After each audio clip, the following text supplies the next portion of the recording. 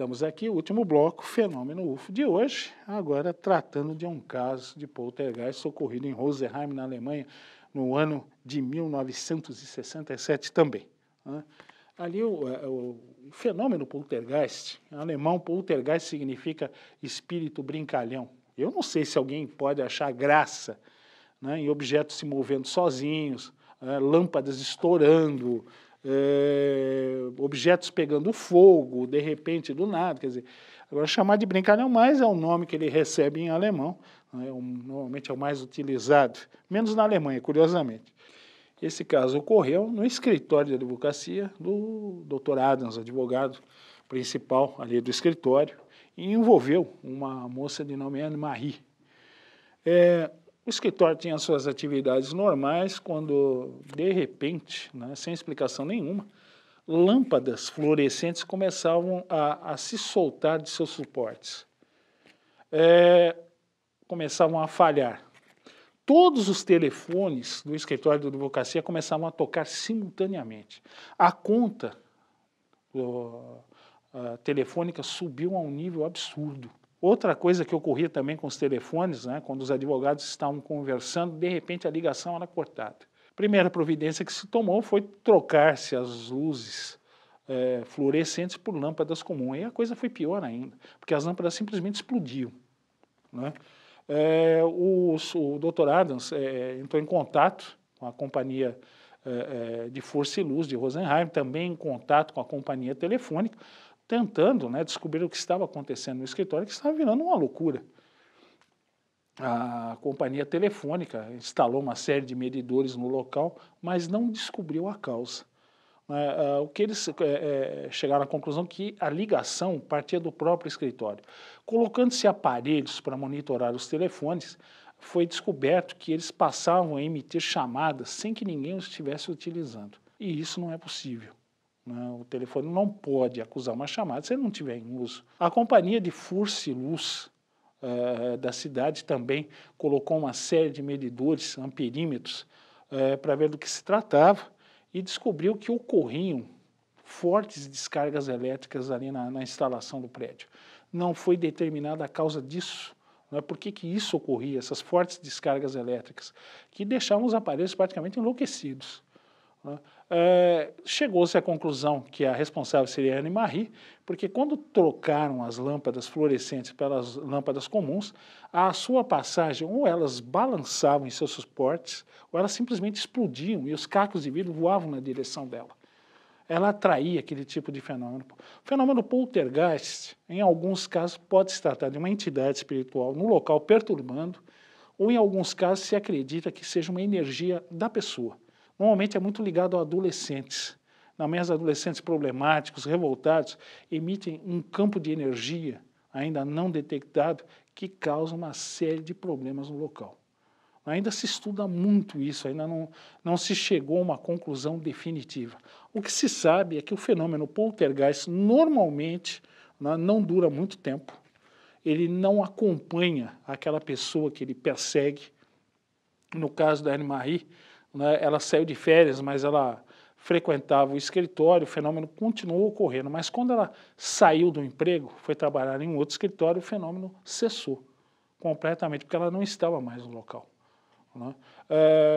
Dizem, na época, que o fenômeno teria se repetido ainda por um tempo na casa dela e depois teria cessado de modo definitivo, né? O porquê disso ocorrer com ela ainda é um enigma, né? Mas respostas lógicas não foram encontradas. Inclusive, né, um físico do Instituto Max Planck da Alemanha, colocando equipamentos ao local, tentando descobrir se o que causava aquilo seria algum tipo de efeito eletromagnético incomum ou qualquer outro tipo de energia, não conseguiu descobrir nenhum tipo, né, de frequência que afetasse aquilo de modo claro. Não conseguiu chegar a uma conclusão também, não encontrou uma razão para que aquilo acontecesse. Então aquilo ficou como inexplicado. A TV alemã, na época, chegou a cobrir o evento, fazer filmagens ali dentro do escritório, chegaram a presenciar diversos fenômenos do tipo, né? Outra coisa que passou a ocorrer também dentro do escritório, os quadros que estavam pendurados nas paredes simplesmente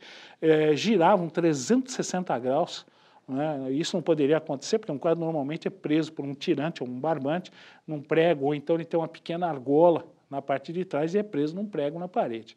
Então o quadro não poderia simplesmente girar 360 graus do nada. E isso também acontecia naquele escritório, né? Foi um fenômeno curioso, né? Eu não sei qual o propósito, mas atraiu muito a atenção de cientistas da Alemanha, inclusive um emérito cientista, o professor Hans Bender, né, parapsicólogo.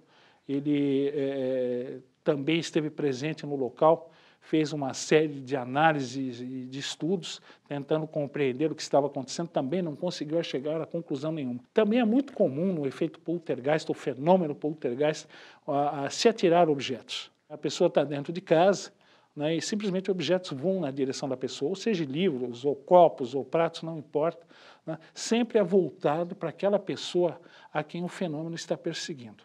É muito curioso isso. E, às vezes, pode haver a troca. Ele passar a perseguir uma pessoa num determinado momento e depois mudar o foco para outra. Então, por que isso ocorre, né? É difícil explicar. Seria talvez um problema ligado à encarnação passada da Anne-Marie, né? Seria algum espírito que a perseguia devido a uma desavença de uma encarnação passada. Quer dizer, é um enigma. Nós temos muitas variáveis, né, todas muito difíceis de serem comprovadas. O que podemos dizer, de fato, é que o fenômeno poltergeist é real e acontece com algumas pessoas algumas vezes. Bom, isso é o que tínhamos para apresentar no programa de hoje. Nós temos alguma correspondência aqui, e eu queria aproveitar daqui para responder aqui do Felipe. Ele faz uma pergunta: é verdade que os extraterrestres teriam a cura de vários tipos de doenças da raça humana, como câncer, diabetes e AIDS? Provavelmente. Porque se eles têm uma ciência muito mais avançada do que a nossa, espacial, com certeza eles também a terão na área da medicina. Então não é impossível que eles tenham, sim, né, ou medicamentos, ou tratamentos, ou trabalhem com tipos de energia que curem doenças nossas. Existem alguns casos de cura na ufologia que são acidentais. Por exemplo, se você tiver um ferimento e se aproximar muito de uma nave e ela estiver emitindo campo eletromagnético de alta intensidade, a tendência do seu ferimento é cicatrizar milhares de vezes mais rápido do que ele faria normalmente. Isso foi descoberto no Hospital do Canadá, né, que a radiação eletromagnética de alta intensidade faz com que ferimentos se curem muito mais rapidamente do que no processo natural. Alguns casos, né, parece que essa cura é proposital. Aí o porquê, né, Felipe, eu não poderia te responder. Tá bom, meu amigo?